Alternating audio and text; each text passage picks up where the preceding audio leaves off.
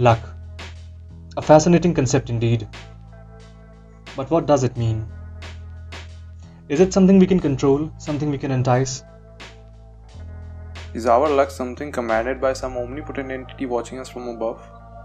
Does that mean we will be rewarded for all our temples and church visits? Is luck all about chance and accident without any purpose or reason? Possibly, but there is certainly more to it. In ancient times, luck was perceived as a mystical force affecting the life of many. A sort of a desire was induced in our brain to be able to control this mystical factor, and as a result, we gave birth to various superstitions like touchwood to bring good luck in life. It's true that luck has the power to transform the improbable into probable, to make the difference between life and death, happiness and despair. Even a few seconds of ill fortune can lay waste years of striving. Suppose you're going down the street and suddenly you find a wallet which has $1,000 in it, and there is no way to find the owner. Now, of course, you are a responsible person, so you decide to keep the money. Let's just say you think it's futile to hand over the purse to police and it's better to keep the money for yourself. Now, the question is, are you lucky to have found the wallet? What about the casino, where you wager on the cue? Each time the dice is rolled, you bet which side will turn up. Let's just say you got this game of probabilities working in your favor this once, and you win a lot of money. Now, did you get lucky there? Is that all about luck? Probably not. Certainly there's more to it. These situations don't really tell us much about luck. What they do tell us is that there is a bit of chance and randomness involved with the equation of luck, which we cannot control because we can't really make these situations happen to us again and again. In the famous book The Richest Man in Babylon, there is a chapter where the ancient men argued about luck in an assembly hall. The argument has 3 phases, and let's just have a look at them. Point number 1. You got lucky once, but it won't be a recurring, consistent or sustainable source of success. This is what we saw in the cases of lost wallet and casino wager, where you won a large sum of money but only once or twice. The odds are always against you and in the favor of gamekeeper, at least in the casino case. Only he can earn consistent and recurring profits, not you. You can have huge profits like these a couple of times, but it's not recurring and reliable. You might wait your entire life for that one event and it might never happen to you. Skills are more reliable for consistent profits, so focus on them instead.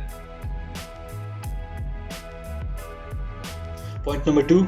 If it's recurring, it's not luck. It's rather your skills and actions. If you're making consistent profits in something, it's because of your skills and actions.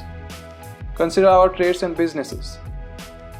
It is more reasonable to consider our profitable transactions a reward for our efforts, and not luck. Point number 3. Something that we missed upon, like a missed opportunity, could have been good luck. Successes we almost enjoyed, but which escaped us. Happenings which would have been most profitable. They would have been rare examples of good luck had they actually happened. Since they were not brought to fulfillment, we cannot call them a reward for our efforts. In the discussion presented in the book, a merchant tells his story about how he was too late to invest in his friend's business despite his father's advice. He kept thinking about whether it's a good investment or not. He was too worried that he might not be able to buy some lavish clothes for himself and his wife if he chooses to invest. Soon the time ran out and the business later turned out to be a very profitable one. This was just an opportunity missed that would have turned out to be good luck. Good luck only waits to come to that person who accepts the opportunity. They don't last long, so be quick to grab them. Good luck or opportunities flee from procrastination. To attract good luck, it is necessary to take advantage of opportunities. Good luck can be enticed by accepting opportunities, so grab them, take action. Sometimes your judgments may be faulty and other times external forces may defeat your purpose. But you must persist because the chances of success are always in your favor.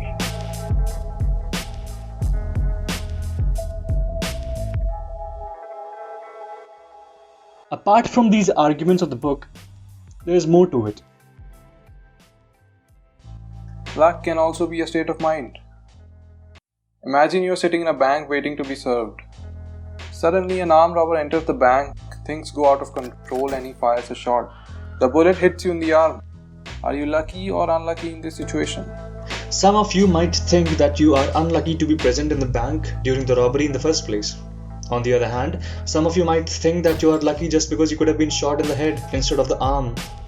The difference in opinion suggests that luck can also be a state of mind. It might depend on what you compare the actual situation with. It is how we see and perceive things in front of us. Comparison. Luck seems to be a relative word. The word luck is apparently meaningful only when a person or a situation is compared to the other. But wait! There's more! English psychologist Richard Wiseman has researched hundreds of people who perceive themselves lucky or unlucky. It seemed that lucky people consistently encounter more opportunities than unlucky people. So he carried out a very simple experiment to discover whether this was due to the differences in their ability to spot such opportunities. He gave both lucky and unlucky people a newspaper and asked them to look through it and count how many photographs were inside. On average, the unlucky people took about 2 minutes to count the number of photographs, whereas the lucky people took just seconds. The question is why? Because the second page of the newspaper contained the message, "Stop counting, there are 43 photographs in this newspaper." This message took up half of the page and was written in a type that was over 2 inches high. It was staring everyone in the face, but the unlucky people tended to miss it and lucky people tended to spot it. Just for fun, he placed a second large message halfway through the newspaper. This one announced, "Stop counting, tell the experimenter you have seen this and win $250. Again, the unlucky people missed the opportunity because they were still too busy looking for photographs. The overall research revealed that lucky people generate their own good fortune using the 4 basic principles. Point number 1. They are skilled at creating and noticing chance/opportunities. Point number 2. They make lucky decisions by listening to their intuition. Point number 3. They create self-fulfilling prophecies via positive expectations. Point number 4. They adopt resilient attitude that transforms bad luck into good luck. But wait, we're not done. There's more to it. Cause and effect relationship. Now that we have established a positive correlation between luck and outcome, the obvious question is, what is the cause and effect relationship between perceived luck and outcomes generated? Scenario 1. It might be the case that people who have been achievers in the past tend to feel more lucky. In the newspaper experiment, since all such people got segregated in the same group, they obviously generated better outcomes. It might also be the case that people who feel more lucky and positive about themselves become achievers due to their positive mindset. If that is the case, it is actually a matter of state of mind. There is no way to point out which scenario or cause-effect relationship is true. It might just be a vicious cycle. If you are spontaneous enough to recognize the opportunities and act upon them, you will generate better outcomes, and as a result will feel more lucky and positive. And due to the positive mindset, you would further be able to recognize more opportunities and generate better outcomes. Personality tests revealed that people who feel unlucky are generally much more tense and anxious than people who feel lucky. And research has shown that anxiety disrupts people's ability to notice the unexpected. Unlucky people miss opportunities because they are too focused on looking for something else.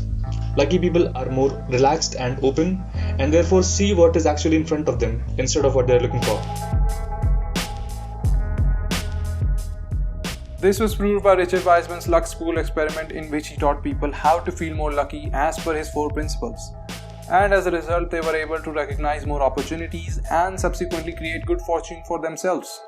Unlucky people had become lucky, and lucky people had become even luckier.